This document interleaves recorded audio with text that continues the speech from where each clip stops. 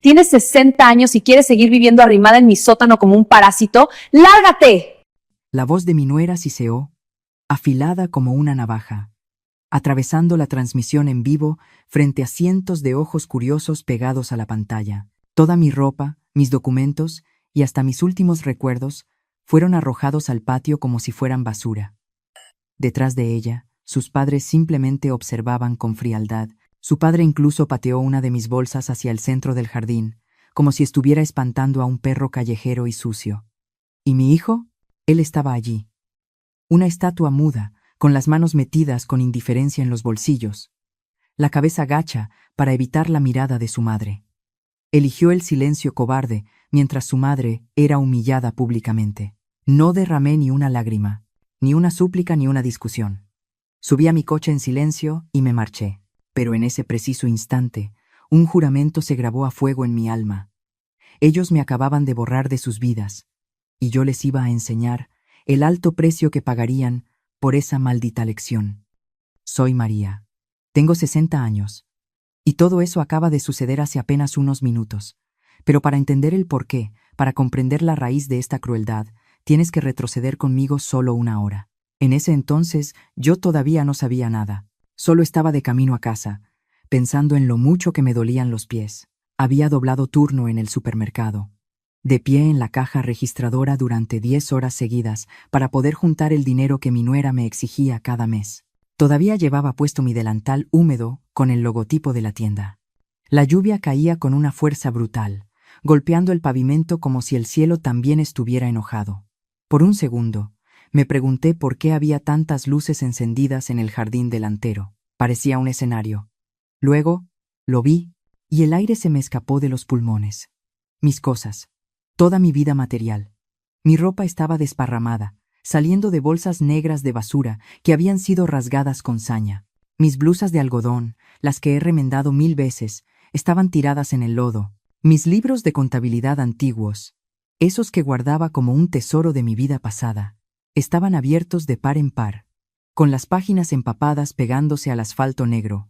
Mi viejo chal de lana, el que tejí con mis propias manos cuando estaba embarazada de mi hijo hace más de 30 años, yacía en un charco de agua sucia como si alguien lo hubiera escupido y pisoteado.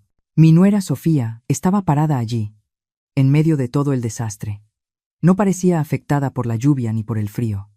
Sostenía su teléfono en alto, con esa luz circular brillante que lleva a todas partes.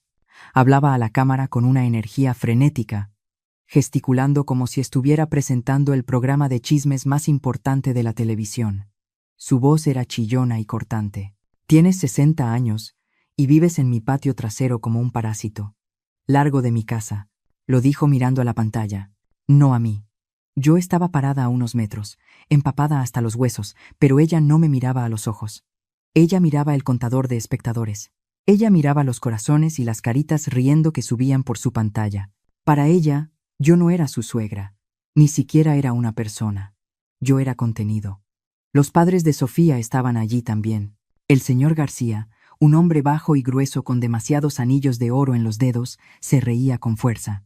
La madre de Sofía apuntaba con su propio teléfono, girando sobre sus talones para darles a sus seguidores un recorrido completo de mi vida, siendo desechada pieza por pieza. Alguien al otro lado de la calle, quizás un vecino curioso o un transeúnte, se detuvo a mirar. Sentí como la sangre se me subía a la cara, no por el frío, sino por la vergüenza. Esa vergüenza profunda, caliente y pegajosa que te quema las entrañas cuando te humillan en público. En nuestra cultura, la dignidad es lo único que nos queda cuando no tenemos nada. Y ellos me la estaban arrancando a tiras. No grité, no supliqué. Simplemente caminé hacia ellos bajo el aguacero, arrastrando mis pies cansados. Mis manos temblaban por una mezcla de dolor y una rabia silenciosa que empezaba a despertar. Me agaché para recoger lo que pudiera salvar. Fue entonces cuando vi la caja de madera. Ahí guardaba lo más sagrado que me quedaba. La foto de mi difunto esposo, Antonio, y su viejo reloj de cuerda. El padre de Sofía la vio también. Con una sonrisa burlona en su rostro grasiento, levantó su zapato de cuero italiano y pateó la caja. La pateó con fuerza. La vi rodar por el césped mojado, dando tumbos hasta golpear el borde de la acera. Escuché el sonido de la madera al romperse. Mi corazón se detuvo un instante. Ese hombre no solo estaba pateando una caja vieja, estaba pateando mi memoria, estaba pateando al hombre que me amó, estaba pateando mi historia. «Mírala», dijo el señor García, riéndose. «Parece una rata mojada buscando basura». Sofía giró la cámara bruscamente hacia mi rostro. Me vi reflejada en la pantalla de su teléfono, una mujer vieja, con el cabello gris pegado a la frente por la lluvia, los ojos rojos y la ropa de trabajo sucia. Me vi como ella quería que el mundo me viera. «Miren todos», gritó Sofía. «Esto es el karma. Esto es lo que pasa cuando tienes que mantener a una vieja de 60 años que no sabe su lugar. Una mantenida que cree que puede vivir gratis a costa de nosotros. Una parásito que se esconde en mi patio, largo de aquí. Kut. Rangai». Me agaché en el suelo mojado y abracé la bolsa de basura que contenía mi ropa. El agua se mezclaba con las lágrimas que finalmente empezaron a salir. Pero no dejé que me vieran sollozar. Me tragué el nudo en la garganta. El sabor era amargo, como bilis. En ese momento, rodeada por las risas de mis consuegros y la voz estridente de mi nuera, entendí algo fundamental. Yo ya no era parte de esta familia. Ellos habían decidido borrarme, convirtiendo mi tragedia en su entretenimiento de la noche. Levanté la vista, buscando una sola cosa, una sola persona. Buscaba a mi hijo. Necesitaba saber dónde estaba él mientras su esposa y sus suegros ejecutaban esta masacre emocional. Y entonces, lo vi. Allí estaba Carlos. Mi hijo, el niño al que cargué en mi vientre 9 meses. El hombre al que le curé las rodillas raspadas cuando aprendió a andar en bicicleta. Estaba de pie bajo el resguardo del techo del porche, completamente seco, mientras yo me empapaba a solo unos metros de distancia. Se mantenía recargado contra el marco de la puerta, con esa postura desganada. Tenía las manos hundidas profundamente en los bolsillos de su pantalón de marca, como si tuviera miedo de sacarlas y tener que usarlas para algo útil. No miraba a su esposa. No miraba a su suegro. Carlos miraba fijamente la punta de sus zapatos. La lluvia me golpeaba la cara, pero lo que realmente me helaba la sangre era su inmovilidad. Esperé a que levantara la cabeza. Esperé a que diera un paso al frente. Esperé a que gritara «¡Basta!» y pusiera fin a este circo. Esperé a que fuera el hombre que su padre le enseñó a ser. Pero no se movió, ni un músculo. La voz de Sofía seguía llenando el aire. Pero para mí, el mundo se había vuelto silencioso. Solo existía él y su cobardía. ¿Cómo es posible que la misma sangre que corre por mis venas se haya vuelto tan aguada en las suyas? ¿En qué momento mi hijo se convirtió en este ser de piedra? Sentí una grieta abrirse en mi pecho. El silencio de Carlos era una traición. Era una cuchillada por la espalda dada por la única persona en la que yo confiaba ciegamente. ¿Te doy vergüenza, hijo?, me pregunté en silencio. ¿Te avergüenza tanto tu madre trabajadora que prefieres dejar que la traten como a un perro callejero antes que enfrentarte a tu esposa? ¿Tampoco valgo para ti? Caminé hacia el coche. Tuve que pasar cerca de él. Mis piernas pesaban como plomo, pero me obligué a mantener la espalda recta. Me agaché con dificultad para recoger la caja rota. Apreté la madera astillada contra mi pecho, protegiendo lo poco que quedaba de la memoria de mi esposo. Al levantarme, quedé justo frente a él. Estábamos a menos de 1 metro. «Carlos», susurré. Mi voz salió rota, débil, y entonces sucedió. Él levantó la vista. Por una fracción de segundo, sus ojos se encontraron con los míos. Vi miedo en ellos, vi culpa. Vi a un niño asustado atrapado en el cuerpo de un hombre de 35 años. Pero no vi amor, no vi arrepentimiento. En lugar de acercarse, hizo lo peor que podía haber hecho. Giró la cara, desvió la mirada hacia la pared como si yo fuera transparente. Me negó. Igual que Pedro negó a Cristo, mi hijo me negó con un simple giro de cuello. Prefirió fingir que no me veía antes que defenderme. Ese gesto fue el final. Algo se rompió dentro de mí. Algo que no creo que pueda volver a pegarse nunca. Entendí que estaba sola, completamente sola en este mundo. Apreté la mandíbula hasta que me dolieron los dientes, para no soltar el llanto que me quemaba la garganta. No les daría el gusto de verme quebrada. No a Sofía. Y definitivamente no a él. Caminé hacia mi viejo sedán gris. Abrí la puerta trasera y lancé las bolsas de basura mojadas al asiento. Luego, coloqué la caja de madera con cuidado en el asiento del copiloto. Me senté frente al volante. Me temblaba todo el cuerpo, pero logré meter la llave en el contacto. El motor rugió con un sonido cansado, pero arrancó. A través del espejo retrovisor, vi una última imagen borrosa por la lluvia. Sofía seguía hablando a su teléfono, sonriendo ahora triunfante. Sus padres aplaudían. Y Carlos seguía allí. Una figura oscura y estática recargada en la puerta, fundiéndose con las sombras de la casa que yo pagué, la casa que yo salvé, la casa de la que me acababan de echar. Pisé el acelerador. No miré atrás. Dejé que los limpiaparabrisas marcaran el ritmo de mi huida, un lado a otro, borrando la imagen de mi familia con cada barrida. Mientras conducía sin rumbo fijo, mi mente, extrañamente, empezó a viajar hacia atrás. Lejos de esta lluvia, lejos de esta humillación, mi mente buscó refugio en el pasado, tratando de recordar a la mujer que yo era antes de convertirme en esta vieja desechable. Porque hubo un tiempo, hace 30 años, en que yo no era la inquilina del cuarto de servicio. Hubo un tiempo en que yo era la que firmaba los cheques. El frío del aire acondicionado de mi viejo coche se me metía en los huesos, compitiendo con la humedad de mi ropa. Mis manos, arrugadas y manchadas por la edad, apretaban el volante con fuerza para dejar de temblar. Mientras el limpiaparabrisas barría el agua una y otra vez, mi mente retrocedió en el tiempo. Lejos de esta noche oscura, lejos de la vergüenza, volví a una época donde yo no era María la del cuarto de servicio, sino la señora María, la contadora general.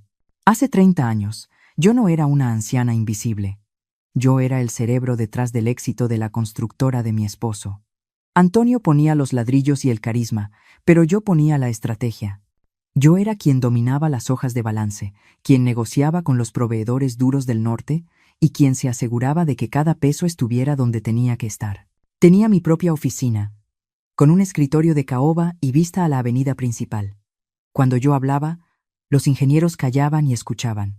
Mis trajes sastre siempre estaban impecables, y mi firma valía oro en los bancos de la ciudad.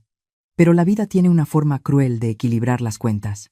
Primero, el cáncer se llevó a Antonio, fue rápido, doloroso, y nos dejó a todos huérfanos de su risa. Yo tuve que secarme las lágrimas rápido porque Carlos, mi hijo, quiso tomar las riendas del negocio. Era joven, impetuoso y, lamentablemente, ingenuo. Quería demostrar que era tan grande como su padre, pero sin la prudencia de su madre. En menos de 2 años, las malas inversiones y los socios corruptos que Carlos trajo a la empresa empezaron a hundirnos. Yo lo veía en los libros contables. Los números rojos crecían como una mancha de sangre. Le advertí. Dios sabe que le advertí 1000 veces. Pero él me decía que yo estaba anticuada, que los negocios modernos eran así. Entonces llegaron las demandas. Los acreedores empezaron a llamar a la puerta. No con amabilidad, sino con amenazas. Carlos estaba al borde de la cárcel por fraude fiscal y deudas impagables. Lo vi llorar en la cocina, hecho un ovillo en el suelo, temblando de miedo. En ese momento, dejé de ser la contadora y volví a ser solo la madre. Tomé una decisión que selló mi destino. Primero vendí mis acciones. No fue suficiente. Luego vendí mis joyas, las que Antonio me regaló en cada aniversario. Tampoco alcanzó, solo quedaba una cosa de valor. La casa, nuestra casa, esa casona colonial en la colonia Roma, que había sido nuestro orgullo, el símbolo de que habíamos logrado algo en la vida. Recuerdo el día que fui a la notaría. El notario, un viejo amigo de la familia, me miró por encima de sus lentes y me preguntó si estaba segura. Me dijo que era mi seguro de vida, mi vejez. Yo tomé la pluma. Mi mano no tembló ese día. Firmé las escrituras de venta. Con ese dinero, pagué hasta el último centavo de las deudas de Carlos. Lo salvé de la quiebra. Lo salvé de la prisión. Lo salvé de la humillación pública. Pero aquí viene la parte más triste de mi historia, la que me duele más que la lluvia de esta noche. No le dije la verdad. Sabía que el orgullo de Carlos era frágil. Si él sabía que su madre había tenido que vender su propio techo para limpiar sus errores, se sentiría menos hombre. Se sentiría destruido. Así que le mentí. Le dije la mentira más costosa de mi vida. Carlos, le dije con una sonrisa fingida mientras empacaba mis cosas en cajas, he decidido vender la casa grande. Es demasiado espacio para mí sola, ahora que tu padre no está. Me siento muy sola, hijo. Me gustaría vivir con ustedes, para ayudarles con los niños cuando lleguen, para estar en familia. Inviertan el dinero de la venta en su nuevo negocio. Yo solo quiero un rincón para descansar. Él me creyó, o quiso creerme porque era más fácil para su conciencia. Suspiró aliviado, pensando que era un capricho de una viuda solitaria y no un rescate financiero desesperado. Así fue como pasé de ser la dueña de mi destino a ser la invitada incómoda. Le entregué mi capital, mi dignidad y mi independencia en bandeja de plata. Él tomó el dinero, salvó su reputación y, con el tiempo, olvidó de dónde vino ese salvavidas. Su esposa, Sofía, nunca supo la verdad. Para ella, yo siempre fui la suegra encimosa que vendió su casa vieja para venir a gorronear en la casa nueva y moderna de su marido. ¡Qué ironía tan amarga! Yo, que manejaba presupuestos millonarios, terminé contando monedas para pagarles una renta mensual por vivir en un cuarto húmedo en el patio trasero de una casa que, moralmente, debería ser mía. Yo, que les di todo para que no perdieran su estatus, terminé siendo expulsada como una indigente para que ellos pudieran ganar likes en Internet. Mientras conduzco por esta avenida oscura, pienso en esa firma en la notaría. Fue el acto de amor más grande que pude hacer. Y ha sido mi condena. Me quité la corona para que mi hijo no perdiera la cabeza, y a cambio, él dejó que me cortaran la mía. Mis amigos, los que están ahí escuchando mi voz quebrada en esta noche de tormenta, tengo que preguntarles algo. De corazón a corazón. ¿Hay alguien ahí afuera que me entienda? ¿Hay alguna madre o padre entre ustedes que haya vaciado sus bolsillos y vendido hasta sus propios sueños para salvar a un hijo, solo para recibir a cambio desprecio y olvido? ¿Alguien más ha dado todo hasta quedarse vacío, esperando un poco de gratitud que nunca llegó? Si estás ahí y sabes lo que se siente este frío en el alma, por favor, deja un comentario o regálame un corazón. Necesito saber que no estoy sola en esta carretera. Necesito saber que mi sacrificio no fue una locura, sino un acto de amor que solo nosotros entendemos. Durante los últimos 6 meses, antes de terminar conduciendo bajo la lluvia sin rumbo fijo, mi vida se había reducido a unos cuantos metros cuadrados de concreto frío. Vivir en el patio trasero de la casa de tu propio hijo es una experiencia que te va carcomiendo la dignidad poco a poco, como el moho que crecía en las esquinas de mi habitación. Mi espacio, si es que se le podía llamar así, era el antiguo cuarto de servicio. Era un cubo húmedo separado de la casa principal, donde antes se guardaban las herramientas de jardinería y las bicicletas viejas. No tenía calefacción, y las ventanas eran tan finas que el viento de la noche se colaba sin pedir permiso. Desde mi cama individual podía ver las luces cálidas de la sala de estar de la casa grande. Podía ver a mi hijo Carlos y a su esposa Sofía, sentados en el sofá de piel italiana que compraron el mes pasado, viendo esa televisión enorme que costó más de lo que yo gano en 3 meses en el supermercado. La ironía era cruel. Yo había vendido mi mansión para que ellos no perdieran ese techo, y ahora yo vivía como una extraña en la propiedad, mirando su felicidad a través de un vidrio empañado. Pero lo más humillante no era el frío ni la humedad, era el sobre amarillo. El día 1 de cada mes, Sofía me esperaba en la cocina. No me ofrecía café, no me preguntaba cómo estaba mi artritis, simplemente extendía la mano con esa manicura perfecta y esperaba. Yo sacaba de mi bolsa del mandado el sobre con 3.500 pesos. Ella lo llamaba una pequeña cooperación para los gastos de luz y agua. Decía que la economía estaba difícil y que todos teníamos que aportar. Yo sabía la verdad. Era una renta. Me estaban cobrando alquiler por vivir en el trastero de una casa que se salvó gracias a mi sacrificio. Yo le entregaba el dinero que ganaba estando de pie 10 horas al día escaneando productos, y ella lo tomaba con 2 dedos, como si temiera infectarse de mi pobreza, y lo guardaba en su bolsa de marca sin siquiera darme las gracias. Sin embargo, el verdadero infierno comenzaba los domingos, cuando llegaban los García. Los padres de Sofía se comportaban como si fueran los dueños legítimos del lugar. El señor García, un hombre que hizo su fortuna en negocios que nadie termina de entender del todo, llegaba en su camioneta blindada ocupando toda la entrada. Su esposa, una mujer que siempre me miraba de arriba a abajo, como si yo llevara la ropa sucia, entraba a la casa dando órdenes sobre la decoración o la comida. Para ellos, yo no era la madre de Carlos. Yo era el servicio doméstico que venía incluido con la casa. Recuerdo una tarde en particular, hace apenas 3 semanas. El sol estaba fuerte, y decidieron hacer una carne asada en el jardín. Yo estaba en mi cuarto, tratando de leer para no molestar, pero Sofía me mandó llamar por mensaje de texto. Necesitaban hielo. Necesitaban limones cortados. Necesitaban que alguien recogiera los platos sucios.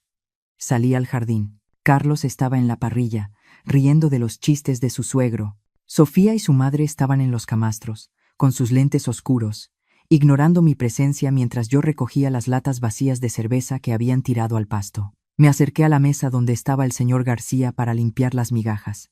Él estaba sentado con las piernas abiertas, ocupando 2 sillas, con la cara roja por el alcohol y el calor.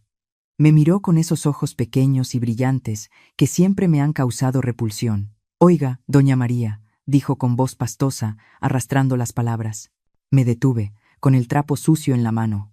«Gracias por traernos las cervezas. A su edad es bueno que se mantenga activa, si no se entumen las articulaciones, ¿verdad?». Soltó una carcajada que hizo temblar su papada.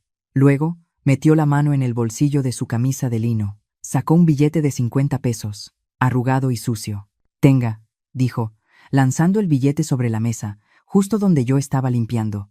«Cómprese un refresco. Por el servicio». El billete cayó sobre los restos de salsa y grasa. Me quedé inmóvil. El aire se volvió pesado. No era una propina. Era un insulto. Me estaba tratando como a una mesera en mi propia casa, frente a mi familia. Me estaba diciendo que mi valor se reducía a ese pedazo de papel manchado de salsa. Sentí el calor subir por mi cuello. Mis manos apretaron el trapo con tanta fuerza que mis nudillos se pusieron blancos. Pero no miré al señor García. Mis ojos buscaron desesperadamente a Carlos. Carlos estaba a solo 3 metros de distancia. Tenía las pinzas de la carne en la mano. Lo vio todo.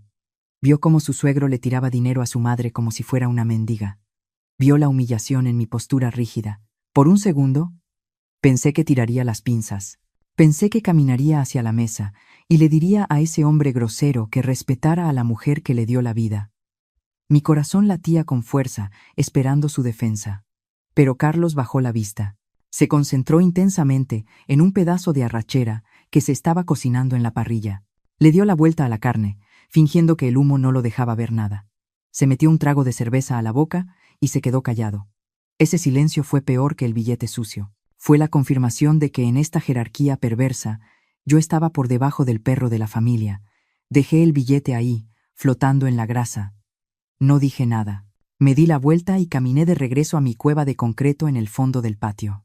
Mientras me alejaba, escuché al señor García decir algo sobre que la gente ya no agradece nada hoy en día, y escuché a Carlos reírse nerviosamente para complacerlo. Esa tarde, sentada en el borde de mi cama, mirando mis manos vacías, entendí que ya no tenía hijo. Tenía un casero cobarde que me cobraba renta por respirar su mismo aire, y entendí que los García no solo eran groseros, eran peligrosos. Su arrogancia llenaba cada rincón de la casa, asfixiándome. Lo que no sabía entonces, mientras lloraba en silencio, era que esa arrogancia sería precisamente su perdición. Porque la gente que cree que está por encima de todo, suele olvidar mirar dónde pisa, y ellos estaban a punto de pisar una mina que yo llevaba guardando 30 años. Conduje hasta que las luces de la ciudad empezaron a escasear, y los letreros de neón parpadeantes de los moteles baratos aparecieron al borde de la carretera. Me detuve en uno de esos lugares donde nadie hace preguntas y se paga en efectivo por adelantado. La habitación olía a cigarro viejo y a desinfectante barato, una mezcla que se te pega en la garganta, pero era el único refugio que mi presupuesto me permitía esa noche. Dejé caer las bolsas de basura mojadas en una esquina, sin importarme si manchaban la alfombra desgastada. Mi cuerpo temblaba, no solo por el frío de la lluvia que me había calado hasta los huesos, sino por la adrenalina que empezaba a sustituir a la tristeza. Me senté en el borde de la cama, que rechinó bajo mi peso, y coloqué sobre mis rodillas la caja de madera astillada, esa misma caja que el señor García había pateado con tanto desprecio horas antes, esa misma caja que mi nuera había enfocado con su cámara, burlándose de mis viejas porquerías. Pobres ilusos, si supieran que no estaban pateando basura, estaban pateando su propia sentencia. Mis manos, arrugadas y entumecidas, acariciaron la madera rota. La cerradura estaba vencida por el golpe, así que la tapa se abrió con un gemido de las bisagras oxidadas. El interior estaba forrado de terciopelo azul, un poco húmedo por la tormenta, pero el contenido estaba intacto. Lo primero que saqué fue un sobre de Manila, doblado en 3 partes. El papel estaba amarillento por el paso de los años, pero la firma al final de la hoja seguía siendo firme y legible. Era la firma de Antonio, mi esposo. Y abajo, el sello notarial. Ellos creían que la casa era suya. Carlos y Sofía vivían con la arrogancia de los propietarios, remodelando, tirando paredes, y finalmente, echándome a mí al patio trasero. Pero habían olvidado un detalle fundamental, un detalle que yo me encargué de blindar legalmente antes de ceder el control. El testamento de Antonio tenía una cláusula de usufructo vitalicio. La casa estaba a nombre de Carlos, sí, para proteger el patrimonio de embargos mercantiles, pero el uso y disfrute de la propiedad me pertenecía a mí mientras yo tuviera vida. Legalmente, yo no era la inquilina. Yo era la dueña de la llave. Ellos eran los que vivían ahí porque yo lo permitía. Durante años, guardé este papel, no para usarlo contra mi hijo, sino para protegerlo de sí mismo, por si algún día intentaba vender el techo de sus hijos por otro mal negocio. Nunca imaginé que tendría que usarlo para no dormir en la calle. Pero el testamento era solo el escudo. El arma estaba debajo. Levanté el doble fondo de la caja y saqué una libreta pequeña, de tapas negras y pastas duras. Una libreta de contabilidad, de esas que ya no se usan en la era de las computadoras. La abrí con cuidado. Las páginas estaban secas. Gracias a Dios, la tinta no se había corrido. Ahí estaba todo.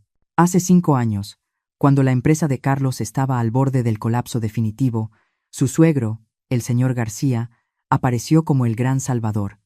Inyectó capital, mucho capital.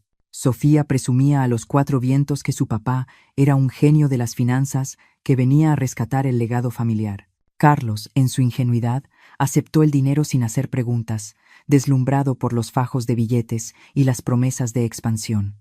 Pero yo soy contadora, y una contadora vieja no pierde el olfato. Cuando el dinero empezó a fluir en las cuentas de la constructora, yo todavía tenía acceso a los libros, aunque ya me habían relegado a un segundo plano.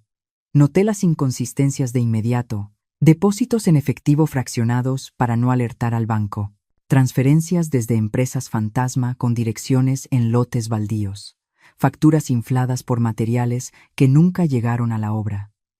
El señor García no estaba salvando la empresa de mi hijo, la estaba usando. Estaba usando la estructura legal de la constructora de Carlos para lavar dinero de sus negocios sucios en la frontera. Cualquier otra persona hubiera huido. Pero yo era una madre desesperada viendo a su hijo a punto de perderlo todo. Así que callé, pero no callé por estupidez. Callé y anoté.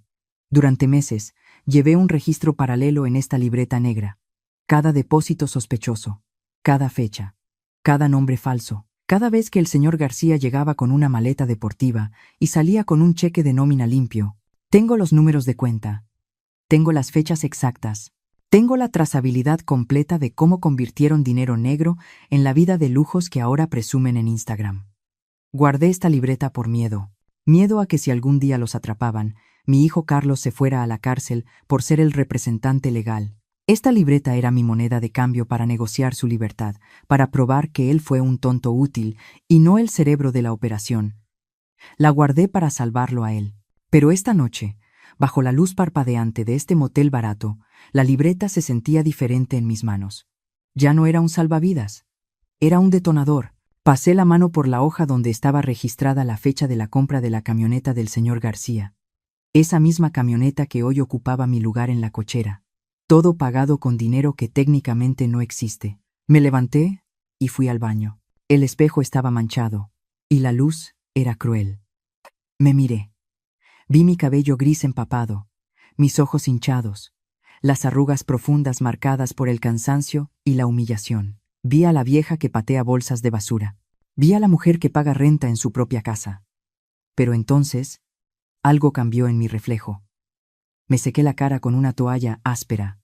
Me enderecé. La tristeza en mis ojos se enfrió hasta convertirse en algo duro, calculador. La madre abnegada que soportó insultos y desprecios se había quedado allá afuera, bajo la lluvia. La mujer que me devolvía la mirada desde el espejo era la contadora general, la mujer que no perdona un centavo en el balance final. Ellos creyeron que habían tirado a la basura a una anciana indefensa. No sabían que acababan de liberar al único testigo de sus crímenes. Volví a la cama y guardé la libreta y el testamento en mi bolso de mano, el único lugar seguro. Me acosté vestida, mirando al techo manchado de humedad. No iba a llorar más. Mañana, a primera hora, no iría a buscar otro cuarto de alquiler. Mañana, iría a buscar a mi viejo amigo, el licenciado Ramírez. Y después, haríamos una visita a la oficina de administración tributaria. Cerré los ojos, pero no para dormir, sino para repasar los números una vez más. Siempre me gustaron los números, porque son exactos. No mienten, no traicionan, y sobre todo, siempre cuadran al final. Ellos despertaron al monstruo que intenté mantener dormido durante 30 años. Ahora, tendrían que lidiar con él. Sentada en el borde de esa cama de motel, con el olor a humedad impregnando el aire, mi mente de contadora empezó a trabajar. En la contabilidad de la vida, no existen las coincidencias. Los números siempre tienen una causa y un efecto. La pregunta que rondaba mi cabeza no era por qué me odiaban. Eso ya lo sabía. La pregunta era por qué hoy, por qué elegir una noche de tormenta, por qué hacerlo con tanta urgencia y violencia. Empecé a atar cabos. Recordé una conversación que escuché hace 2 días, cuando Sofía hablaba por teléfono en la cocina pensando que yo estaba sorda o ausente. Decía que necesitaba un espacio con luz natural para sus videos de yoga.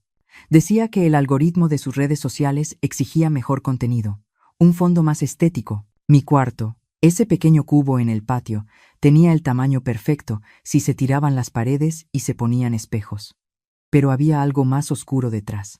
Recordé las visitas recientes del señor García. Ya no venía solo a comer. Venía con cajas. Cajas que guardaban en el garaje, cajas que movían con nerviosismo. Necesitaban espacio, pero sobre todo, necesitaban privacidad absoluta. Tener a una anciana viviendo en el patio, una anciana que se despierta a todas horas y que observa, se había convertido en un riesgo para sus negocios turbios. Yo no era solo una molestia estética. Era un testigo potencial viviendo en su centro de operaciones. Para limpiar su dinero, necesitaban limpiar la casa, y la basura que estorbaba era yo. Saqué mi celular del bolsillo de mi delantal mojado. La pantalla estaba estrellada en una esquina, pero funcionaba. Lo encendí. Inmediatamente, el aparato empezó a vibrar como si tuviera vida propia. Las notificaciones entraban en cascada, una tras otra, sin parar. Entré a la aplicación donde Sofía hizo la transmisión. El video ya no estaba en vivo, pero había quedado guardado. Tenía miles de reproducciones. Miles. Mis dedos temblaban, no de frío, sino de una ira helada, mientras deslizaba la pantalla hacia abajo para leer los comentarios. Era un linchamiento público. «¡Qué vieja tan aprovechada!», escribió una tal Camila. «Bien hecho, Sofía. La familia tóxica hay que cortarla de raíz», puso un usuario llamado Roberto. «Nadie debería mantener a gente vaga, aunque sean padres. Que trabaje si quiere comer». Leí uno por uno. Cada palabra era un clavo más en el ataúd de mi compasión. Ellos habían construido una narrativa perfecta donde yo era la villana y ellos las víctimas heroicas que se liberaban. Habían monetizado mi desgracia. Sofía incluso había puesto un enlace en su perfil para donaciones, para ayudar a renovar la energía de la casa después de echarme. Estaban ganando dinero con mi humillación. En otro momento de mi vida me hubiera derrumbado. Me hubiera tapado la cara con la almohada para llorar hasta quedarme dormida. Pero esa noche, algo se rompió para siempre. El miedo se evaporó. La vergüenza se convirtió en combustible. No llamé a mi hijo para suplicar. No llamé a mi hermana para buscar consuelo. Busqué en mi lista de contactos un número que no había marcado en años, pero que nunca borré. Licenciado Ramírez. Él era el mejor abogado fiscalista de la ciudad cuando yo trabajaba. Un tiburón que se movía en los tribunales como si fuera su casa. Un hombre que me debía un favor muy grande de los viejos tiempos. Marqué el número, sin importarme la hora. Sonó 3 veces. «Bueno», contestó una voz rasposa, de alguien que acaba de despertar. «Ramírez, soy María», dije. Mi voz sonó firme, sin un rastro de duda. «¿María? ¿La contadora María? Vaya. Pensé que te habías retirado a una playa. Necesito verte mañana a primera hora. Es un asunto de vida o muerte». «¿Y Ramírez?», Prepara los documentos para ejecutar un embargo. Hubo un silencio al otro lado de la línea, seguido por el sonido de alguien sentándose en la cama. Te veo a las 9 en mi despacho, María. Sabía que algún día volverías al ruedo. Colgué. Sentí una extraña calma. Ya tenía el plan. Ya tenía al aliado. Solo me faltaba cerrar la puerta emocional. En ese instante, llegó un mensaje de texto. Era de Sofía. Ni se te ocurra volver a tocar el timbre para pedir tus trapos viejos. Lo que no te llevaste, ya lo quemé en el asador. No queremos tu mala vibra aquí. Miré el mensaje.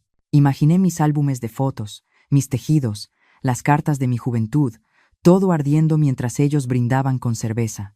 Podía sentir el calor del fuego en mi pecho, pero ya no dolía. Escribí mi respuesta con dedos firmes. No fueron insultos, no fueron reclamos. Fue una sentencia. Gracias, hija. Gracias por darme la razón para dejar de ser la madre buena y empezar a ser la dueña de la casa. Disfruten su noche. Envié el mensaje y apagué el teléfono. No necesitaba leer su respuesta. No necesitaba nada más de ellos.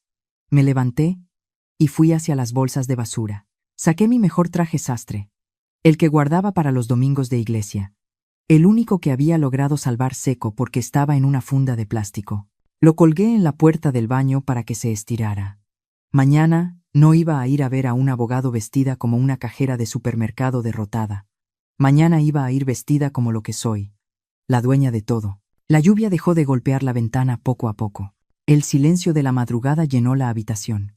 Me acosté, pero esta vez no miré al techo con desesperación. Cerré los ojos, visualizando el rostro de mi hijo, cuando se entere de que la mujer que echó a la calle tiene el poder de quitarle el suelo que pisa.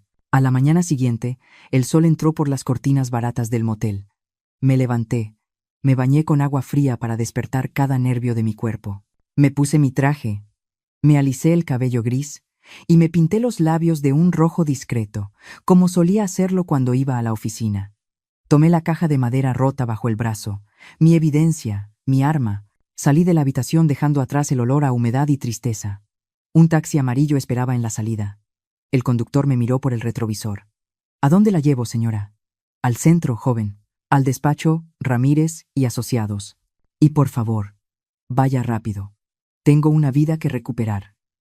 El taxi arrancó. Mientras la ciudad despertaba, yo sentí que también despertaba de un coma de 30 años. La guerra había comenzado. Y esta vez, los números estaban de mi lado. Habían pasado 3 días desde que me fui. 3 días de reuniones con el licenciado Ramírez, 3 días de dormir en un colchón duro de motel y de comer sándwiches fríos. Pero esa noche tuve que volver. No fue por nostalgia, ni por debilidad. Fue por necesidad pura y dura. En la prisa de mi huida bajo la lluvia, había olvidado lo único que mantiene mi corazón latiendo a un ritmo normal: mis pastillas para la presión arterial. Esas pastillas caras que, irónicamente, Carlos me compró el mes pasado en un raro momento de generosidad, diciendo que quería que me cuidara. Necesitaba ese frasco. Mi pecho empezaba a sentirse apretado, y no sabía si era por la falta de medicina o por el rencor que se acumulaba en mis arterias. Estacioné mi coche a 2 cuadras de distancia para que no lo reconocieran. Caminé hacia la casa, mi casa, envuelta en la oscuridad de la calle. Pero a medida que me acercaba, la oscuridad desaparecía. La propiedad brillaba como un árbol de Navidad en pleno julio. Había luces de colores colgadas en los árboles del jardín, mesas vestidas con manteles blancos y meseros circulando con charolas plateadas. Estaban celebrando. Apenas 72 horas después de echar a su madre a la calle como a un perro sarnoso, estaban dando una fiesta. Me acerqué a la reja principal, manteniéndome en las sombras. El guardia de seguridad era don Manuel, un hombre mayor que ha cuidado la cuadra desde que Carlos era un niño. Cuando me vio, bajó la mirada. Vi la vergüenza en sus ojos. No vergüenza de mí, sino vergüenza ajena.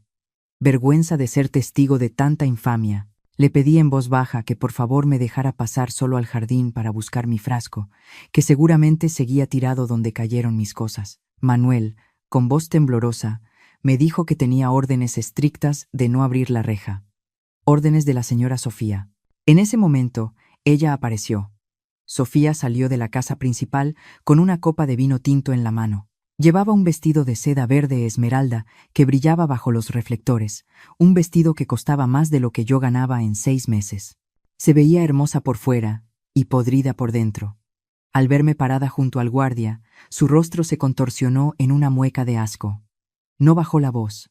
Al contrario, la elevó para que sus invitados, esos influencers y gente de dinero rápido que llenaban mi jardín, pudieran escucharla.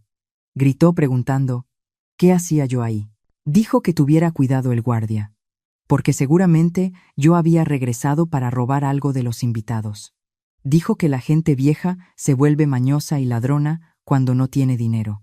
Sus palabras flotaron en el aire nocturno, mezclándose con la música suave de fondo. Sentí como la cara me ardía. Algunos invitados se giraron a mirar, murmurando entre ellos, señalando a la anciana parada afuera de las rejas. Le dije, manteniendo la poca dignidad que me quedaba, que solo quería mi medicina, que me la diera y me iría para siempre. Sofía soltó una risa seca, cruel.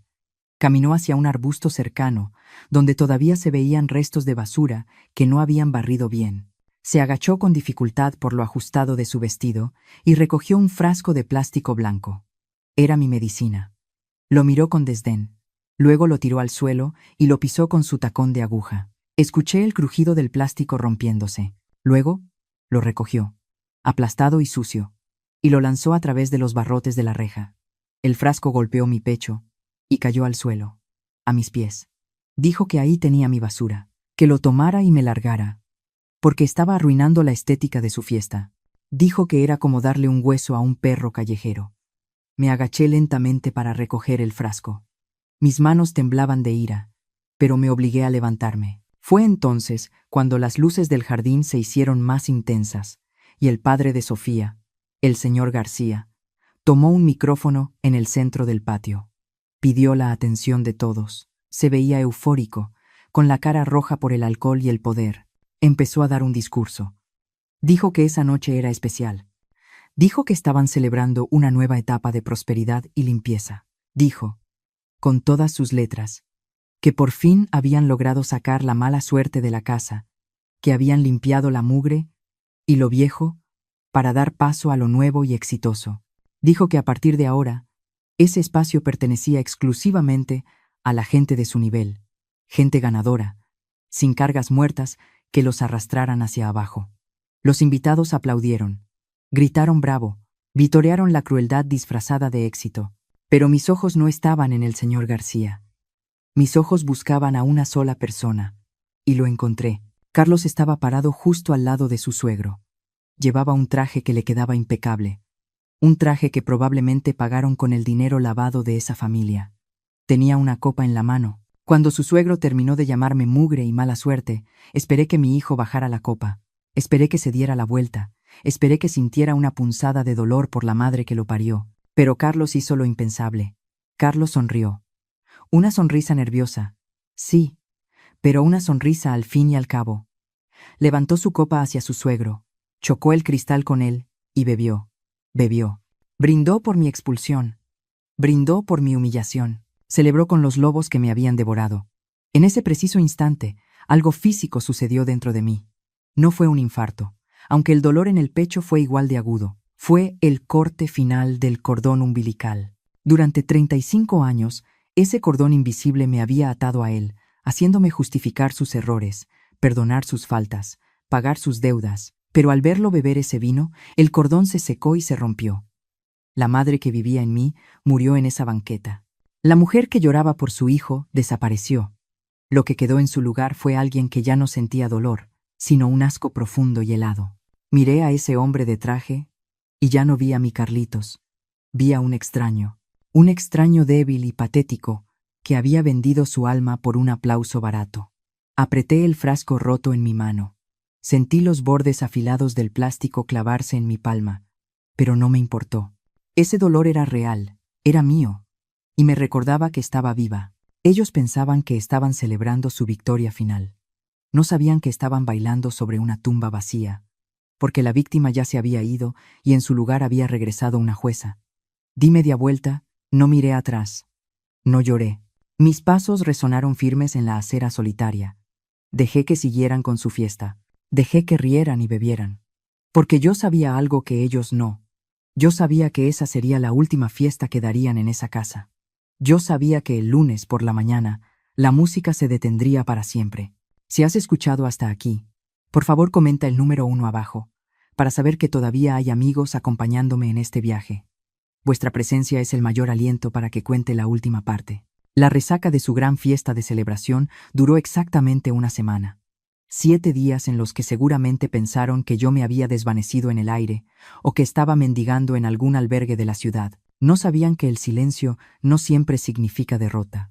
A veces, el silencio es simplemente el sonido de alguien cargando el arma antes de disparar. El lunes por la mañana, justo como le prometí a mi conciencia esa noche en la banqueta, la música se detuvo. Yo no estaba ahí para verlo, pero tengo ojos en esa calle. Doña Carmen, mi vecina de enfrente y comadre de toda la vida, me llamó por teléfono para narrarme la escena con lujo de detalle. Me contó que a las 9 en punto, una motocicleta se detuvo frente a la reja. No era un repartidor de comida ni un mensajero de Amazon. Era un notificador judicial, un hombre de traje gris con una carpeta gruesa bajo el brazo. Carmen me dijo que vio salir a Sofía, todavía en pijama y con la cara lavada, muy distinta a la diva de la noche anterior. Recibió el sobre con indiferencia, seguramente pensando que era alguna multa de tránsito o correspondencia del banco, pero cuando lo abrió, Carmen jura que vio cómo el color abandonaba su rostro. Sofía se quedó petrificada en la entrada, leyendo la primera hoja una y otra vez, como si estuviera escrita en un idioma alienígena. Lo que Sofía tenía en las manos era una notificación formal del despacho de Ramírez y Asociados. No era una carta de amenaza, era una demanda civil ejecutiva. En ella, yo, María, como usufructuaria vitalicia y dueña legal del 60% de la propiedad, según el testamento de mi esposo, exigía la restitución inmediata de mis derechos sobre el inmueble. Pero eso no era lo peor para ellos. Mi abogado, que es un genio para estas cosas, incluyó una cláusula de cobro retroactivo. Estábamos exigiendo el pago de 5 años de renta por el uso indebido de mi propiedad, más intereses moratorios. La suma total que aparecía al final de la hoja tenía tantos ceros que seguramente a Sofía le dio un mareo. Durante años creyeron que vivían gratis en la casa de papi. Ahora se enteraban de que la factura había estado corriendo todo este tiempo y el día de pago había llegado. Pero el verdadero golpe, el que los hizo doblar las rodillas, no vino en papel, vino por medio de la tecnología. A media mañana, mientras Sofía seguía gritando al teléfono tratando de localizar a su esposo, Carlos intentó pagar gasolina en una estación de servicio al otro lado de la ciudad. Su tarjeta fue rechazada. Intentó con la otra. Rechazada. Intentó sacar efectivo del cajero automático. Fondos congelados. Yo había entregado al banco y a la fiscalía las pruebas de que Carlos falsificó mi firma hace 4 años para pedir un préstamo hipotecario sobre la casa. Un préstamo que usaron para pagar la boda de lujo y los viajes a Europa. Con la denuncia puesta y las pruebas periciales que Ramírez adjuntó, el banco activó el protocolo de fraude. Congelaron todo, las cuentas mancomunadas, las tarjetas de crédito, incluso la cuenta de ahorros donde Sofía guardaba lo que ganaba con sus videos. Carmen me contó que vio llegar a Carlos a la casa a mediodía. No llegó en su coche, llegó en taxi y tuvo que discutir con el chofer porque no tenía efectivo para pagarle. Entró corriendo a la casa y minutos después los gritos se escuchaban hasta la calle. No eran gritos de fiesta, eran los gritos del pánico. El barco se estaba hundiendo y las ratas empezaban a correr en círculos. Yo estaba sentada en la oficina de Ramírez, tomando un café caliente, cuando mi teléfono sonó. Era el número de Carlos. Lo dejé sonar. Volvió a sonar.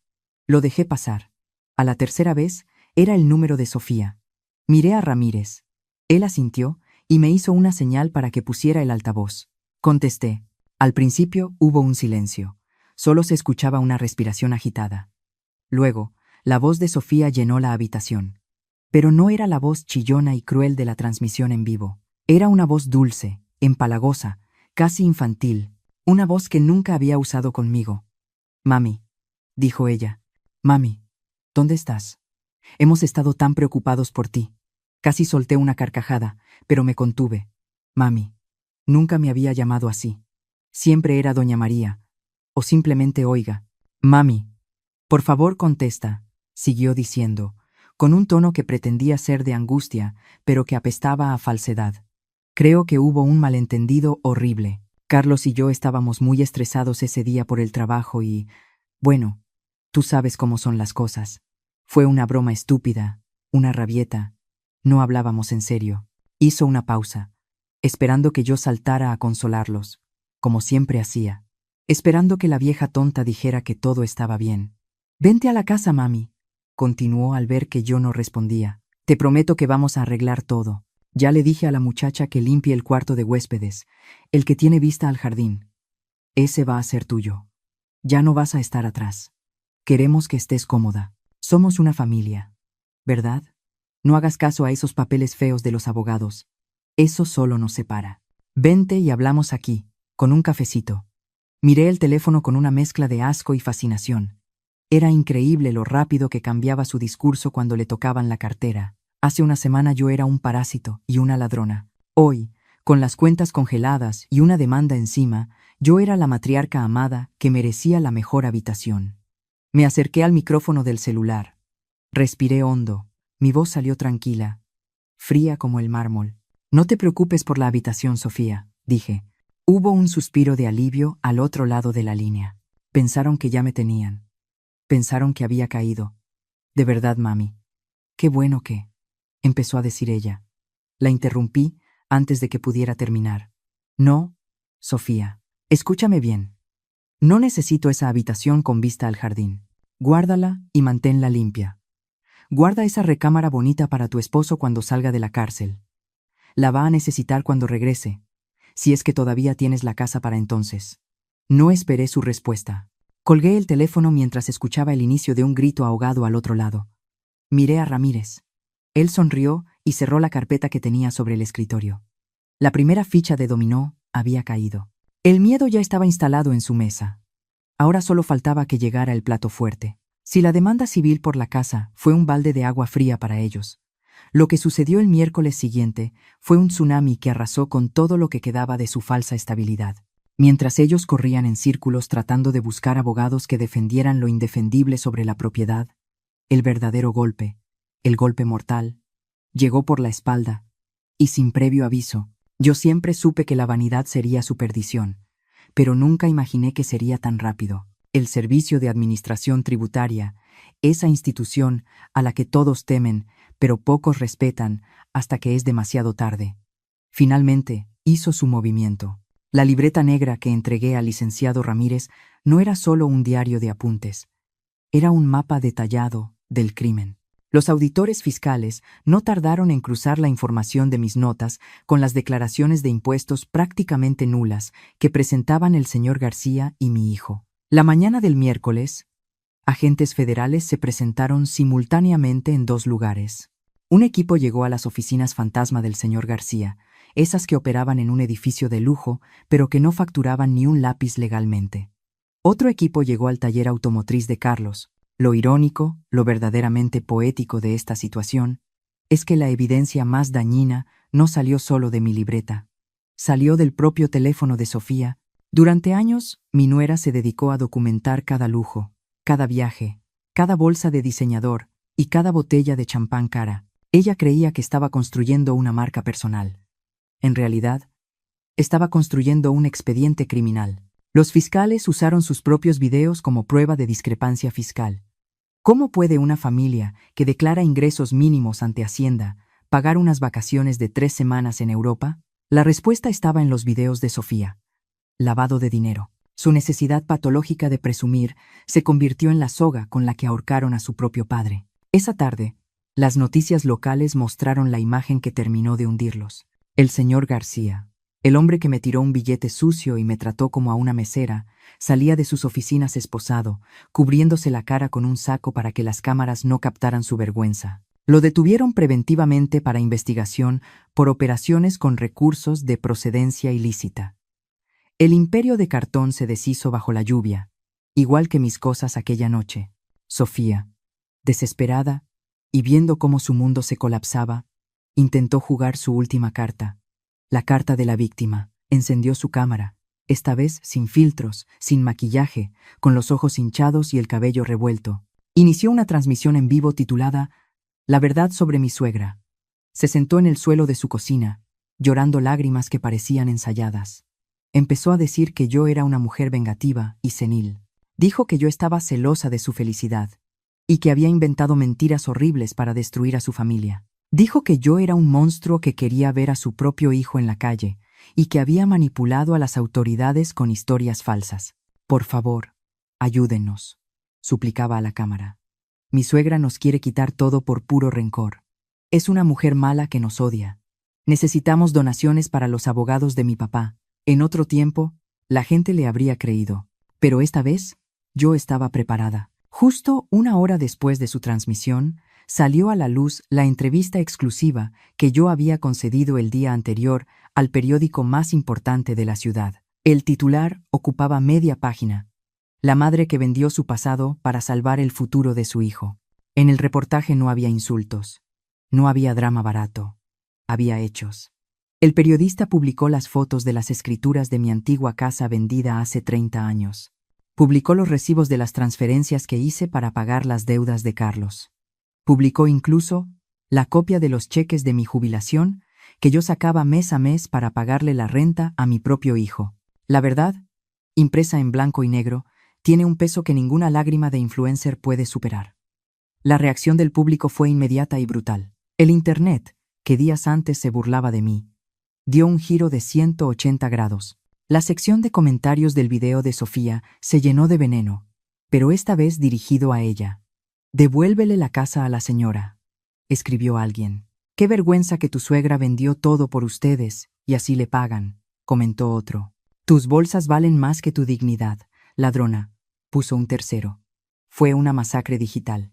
En cuestión de horas, las dos marcas de ropa que patrocinaban a Sofía publicaron comunicados anunciando que rompían cualquier relación comercial con ella debido a que sus valores no se alineaban con la empresa. Su fuente de ingresos se secó en una tarde.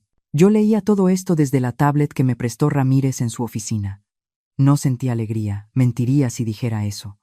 No es alegre ver cómo se destruye una familia, pero sentí algo parecido a la justicia divina.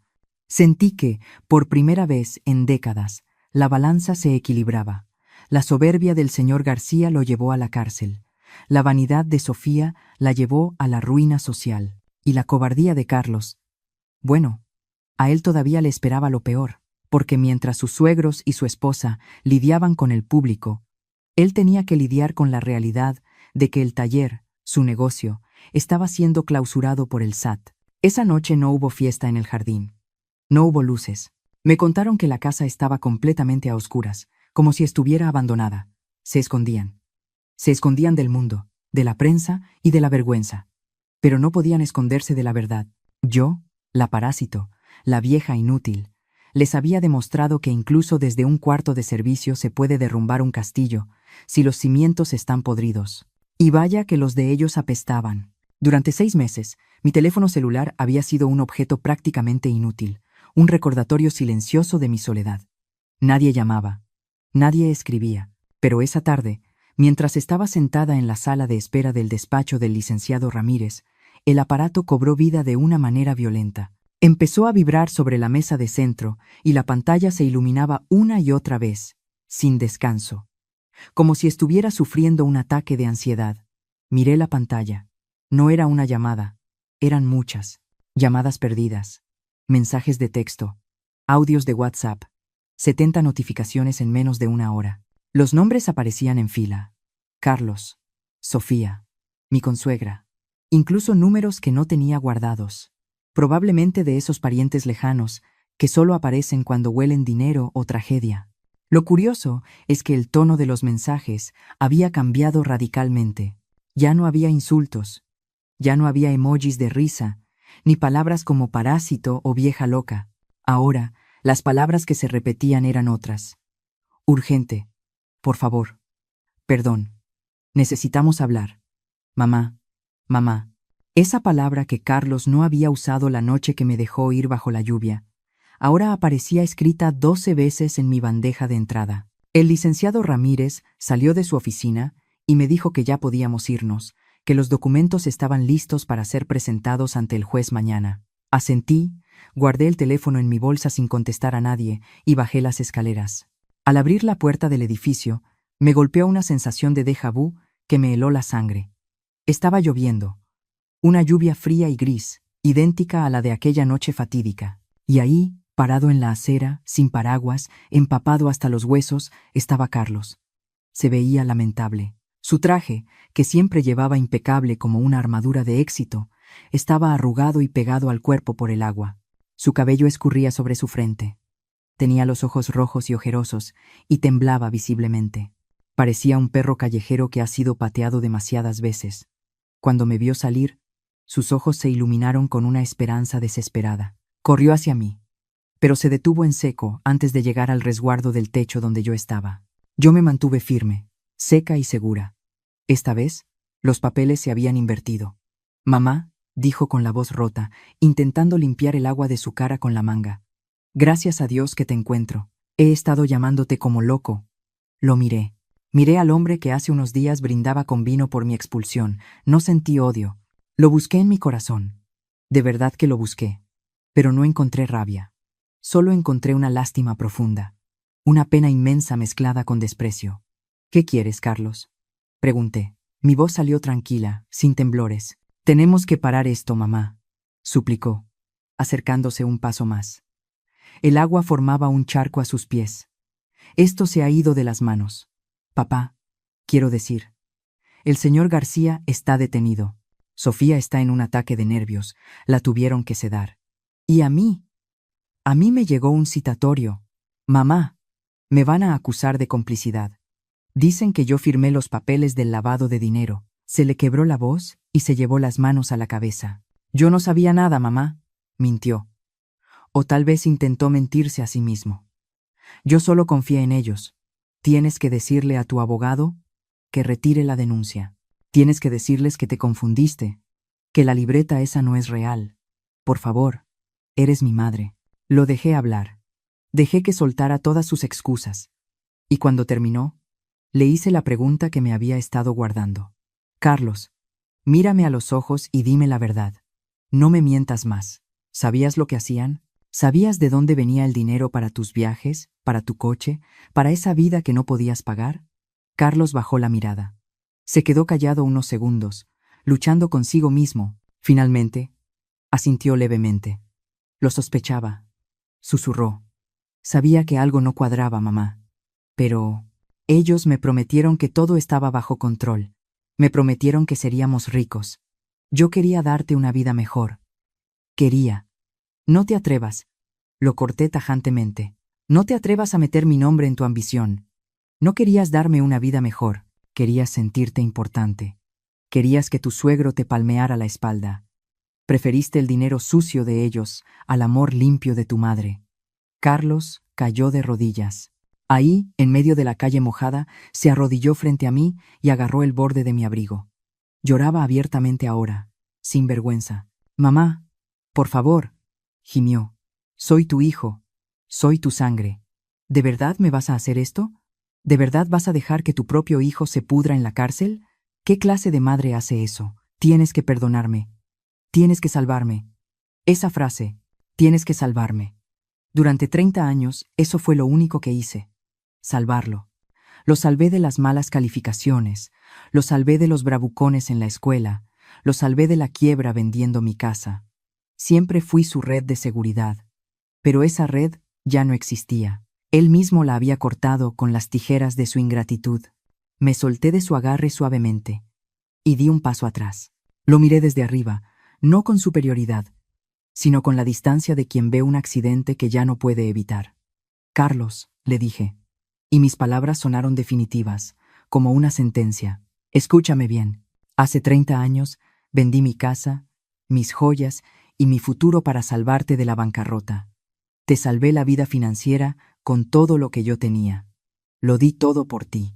Hice una pausa para que mis palabras se mezclaran con la lluvia. «Pero hay una diferencia, hijo. Aquella vez te salvé de la pobreza. Pero no puedo salvarte de esto. No puedo salvarte de tu propia falta de carácter. No puedo salvarte de ser un hombre que vende a su madre por un poco de estatus. Eso, Carlos. Eso lo llevas en el alma. Y no hay dinero ni abogado en el mundo que pueda arreglarlo. Él se quedó ahí, arrodillado, con la boca abierta, incapaz de procesar que su madre, su incondicional, le estaba cerrando la puerta. Pero mamá, intentó decir. No, Carlos. Ya no soy tu salvadora. Soy la dueña de la casa que ocupas ilegalmente. Y espero que la desocupes antes de que el juez dicte sentencia. Me di la vuelta. El licenciado Ramírez me esperaba en su coche con la puerta abierta. Subí al vehículo y cerré la puerta, dejando fuera el frío, la lluvia y al hombre que alguna vez fue mi pequeño niño. Mientras el coche arrancaba, no miré por el retrovisor. No necesitaba ver su figura haciéndose pequeña en la distancia. Ya había visto suficiente. Mi hijo, el verdadero, murió la noche que me negó su mirada. El hombre que dejé en la banqueta era solo un extraño, con las mismas facciones, pagando las deudas que él mismo eligió contraer. 3 días después de aquel encuentro bajo la lluvia, nos vimos las caras nuevamente. Esta vez no fue en la calle, sino en la sala de juntas del despacho del licenciado Ramírez. El aire acondicionado estaba demasiado frío y las luces fluorescentes hacían que la piel de Carlos se viera gris, casi enferma. Estaba sentado al otro lado de la mesa de caoba, encorvado, jugando nerviosamente con un bolígrafo barato. A su lado, un abogado de oficio que apenas había tenido tiempo de leer el expediente lo miraba con cara de resignación. Yo me senté frente a él. No sentí la necesidad de saludar. Ramírez colocó 2 carpetas sobre la mesa, una vieja, de cartón amarillento, y una nueva, de plástico negro brillante. El sonido de las carpetas al golpear la madera fue lo único que rompió el silencio. Carlos levantó la vista. Sus ojos buscaban piedad. Buscaban a la mamá que siempre le resolvía los problemas con un abrazo y un cheque. Pero esa mujer no estaba en la habitación. Empecemos por el pasado, dije con voz calmada, empujando la carpeta vieja hacia él. Ábrela, Carlos. Él obedeció con manos temblorosas. Al ver los documentos, frunció el ceño, confundido. Eran las escrituras de nuestra antigua casa en la colonia Roma, y junto a ellas, los recibos de las transferencias bancarias de hace 30 años. Lee la fecha de la venta, le ordené. Y luego lee la fecha en que se liquidaron tus deudas mercantiles. Vi cómo sus ojos se movían de un papel a otro. Vi el momento exacto en que su cerebro hizo la conexión. La boca se le abrió ligeramente. Durante 3 décadas, él había creído la mentira piadosa de que yo vendí la casa por soledad, por capricho de viuda. Tú pensabas que yo era una vieja encimosa, que se metió en tu vida para estorbar, le dije, clavando mis ojos en los suyos. Pensabas que el dinero para salvar tu primera empresa cayó del cielo o de tu gran talento.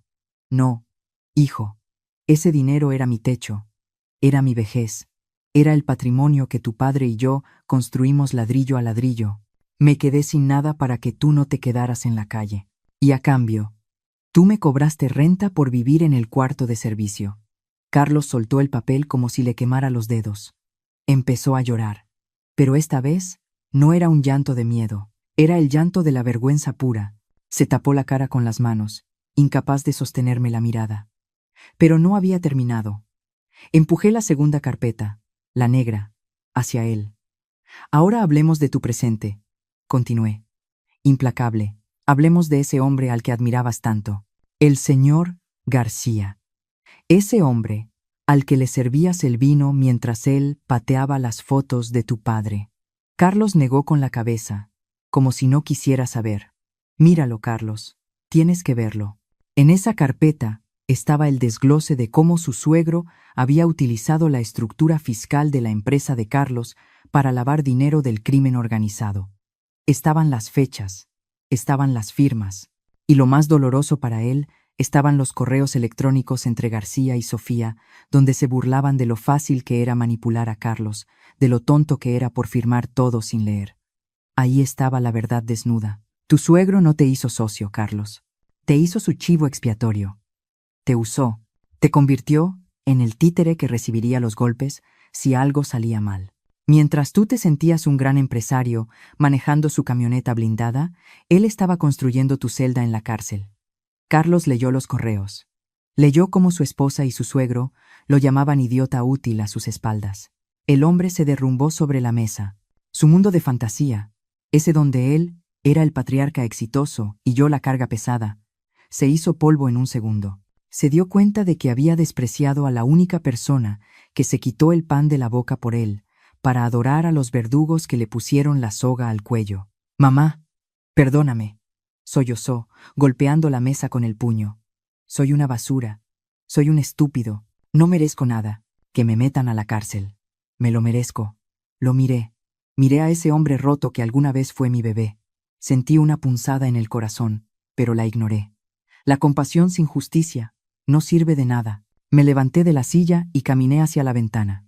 La lluvia había parado, pero el cielo seguía gris. Tienes razón, Carlos, dije sin voltear a verlo. Eres un estúpido. Pero sigues siendo mi hijo, y aunque me duela admitirlo, no puedo vivir sabiendo que estás tras las rejas por crímenes que cometiste por imbécil, no por maldad. Me giré y saqué un último documento de mi bolso. Era un acuerdo legal redactado por Ramírez. Voy a firmar esto. Es una declaración jurada donde testifico que tú no tenías conocimiento de las actividades ilícitas, que fuiste coaccionado y engañado por García y Sofía. Con esto, y con la cooperación que vas a dar a la fiscalía entregando a tus suegros, te vas a librar de la prisión. Te darán libertad condicional y una multa enorme, pero no pisarás la cárcel. Carlos levantó la cabeza, incrédulo. Me miró como si estuviera viendo un milagro. ¿Harías eso por mí, después de todo lo que te hice?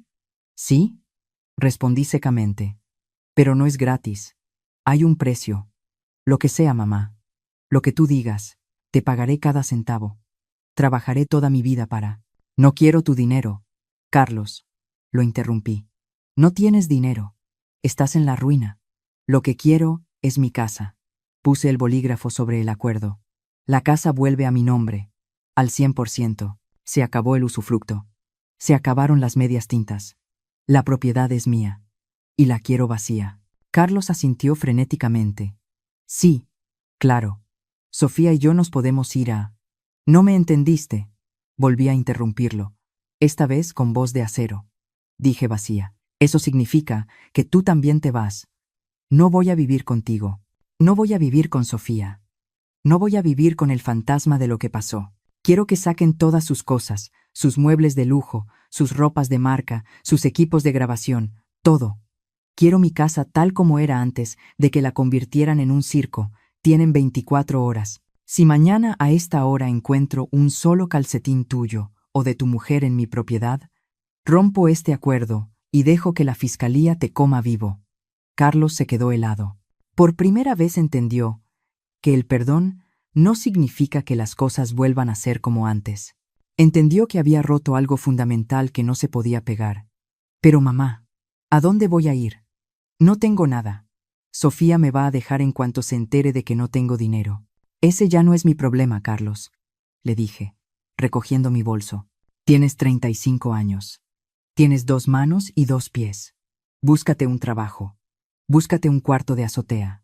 Empieza desde cero, como lo hice yo cuando tu padre murió. Aprende lo que cuesta ganarse el pan sin que nadie te lo regale. Tal vez así, algún día, te conviertas en el hombre que creí que eras. Firmé el documento, con un trazo rápido y firme. Se lo entregué a Ramírez. Nos vemos en la casa mañana para la entrega de llaves, le dije al abogado. Caminé hacia la puerta sin mirar atrás. Escuché a Carlos llorar de nuevo, un llanto de niño perdido, pero no me detuve. Había recuperado mi dignidad. Había recuperado mi patrimonio. Y aunque había perdido a un hijo en el proceso, había recuperado a la persona más importante de todas, a mí misma. La María que vivía en las sombras había muerto. La María que salía por esa puerta era una mujer libre. El aire aquí huele a sal y a café recién hecho. Ya no huele a humedad, ni a encierro, ni a tristeza. Han pasado 6 meses desde aquella noche de tormenta en la que salí huyendo de mi propia vida, y hoy, mientras miro el mar desde el balcón de mi nuevo departamento, apenas reconozco a la mujer que fui. Cumplí mi promesa. Recuperé mi casa, pero no me quedé en ella. Esas paredes habían visto demasiado dolor. Cada rincón me recordaba una mentira, cada mueble tenía el eco de un insulto. Así que hice lo más sano. La vendí. La vendí a una familia joven, llena de sueños, que no sabe nada de traiciones ni de cuartos de servicio. Con ese dinero, compré este pequeño refugio cerca de la playa en Veracruz. ¿Es modesto? Sí, pero es mío.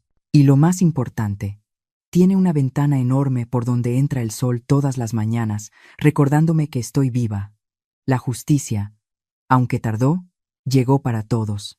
Carlos y Sofía se divorciaron apenas se acabó el dinero. Fue predecible. El amor que se basa en tarjetas de crédito no sobrevive a la pobreza. Mi hijo ahora trabaja como supervisor en una fábrica de ensamblaje en el norte de la ciudad. Vive en un cuarto rentado, viaja en metro y come lo que puede pagar. Lo sé porque me llama una vez a la semana. Son llamadas cortas, respetuosas. No me pide dinero, no me pide nada. Solo me pregunta cómo estoy. Creo que, por primera vez en su vida, se está convirtiendo en un hombre de verdad a base de esfuerzo y soledad. Le deseo el bien, pero de lejos.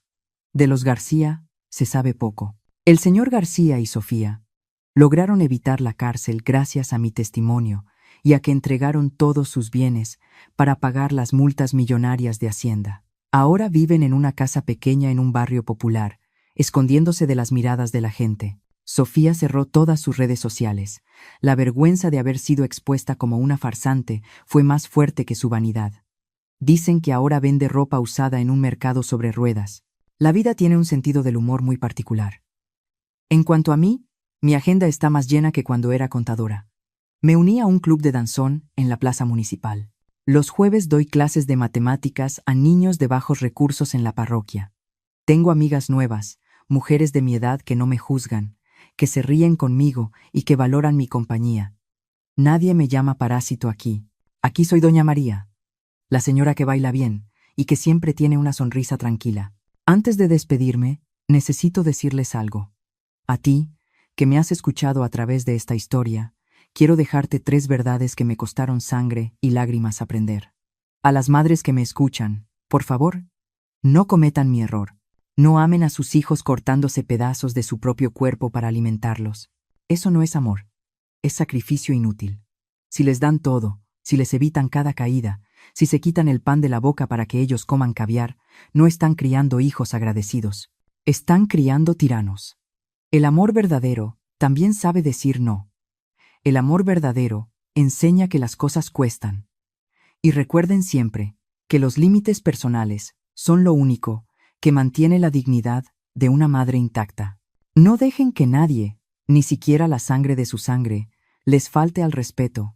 A los hijos varones, si hay alguno escuchando, nunca, bajo ninguna circunstancia, permitan que la falda de su mujer tape la sombra de su madre. La esposa puede ser compañera de vida, sí, y hay que amarla, pero la madre es la raíz. Una esposa se puede divorciar y convertirse en una extraña, como le pasó a Carlos. Pero una madre es eterna. Un hombre que se queda callado mientras su mujer humilla a quien le dio la vida no es un hombre pacífico. Es un cobarde. Y tarde o temprano, la vida le cobrará esa factura con intereses. Y finalmente, sobre la ambición. El dinero puede comprar una casa inmensa con jardín y alberca. Puede comprar camionetas blindadas y ropa de diseñador, pero les juro por lo más sagrado que no puede comprar el sueño tranquilo. Ellos durmieron sobre montañas de dinero sucio y despertaron en la pesadilla de la cárcel y el desprestigio. Yo duermo en una cama sencilla, con el sonido de las olas de fondo, y mi conciencia es más suave que cualquier almohada de plumas. No tengan miedo de empezar de cero, sin importar la edad que tengan. Yo creí que a los 60 años mi vida había terminado en ese cuarto de servicio. Me equivoqué. Mi vida apenas estaba comenzando. Soy María. Yo fui la mujer que vivió en el sótano, la que fue llamada basura, la que fue invisible. Pero eso ya pasó. Hoy soy la mujer que baila los jueves, la que paga sus propias cuentas y la que mira al horizonte sin miedo. Estoy de pie bajo la luz del sol, y desde aquí, la vista es maravillosa. Gracias por caminar conmigo. Gracias por escucharme y gracias por ser mis testigos. Hasta siempre. ¿Y ustedes? ¿Qué opinan de la decisión final de Doña María? ¿Creen que hizo lo correcto al poner su dignidad primero? ¿O hubieran actuado diferente si estuvieran en sus zapatos? Por favor, compártanme sus pensamientos aquí abajo en los comentarios. Créanme que siempre me tomo el tiempo de leer y valorar cada una de sus palabras. Si esta historia les movió algo por dentro, o los hizo reflexionar, no olviden dejarnos un me gusta. Compartan este relato con sus seres queridos y suscríbanse al canal para que no se pierdan lo que viene. Nos escuchamos en el siguiente relato. Somos Historias del Suspiro, acompañándote a través de los años con relatos para encontrar la paz y recuperar la fuerza del alma.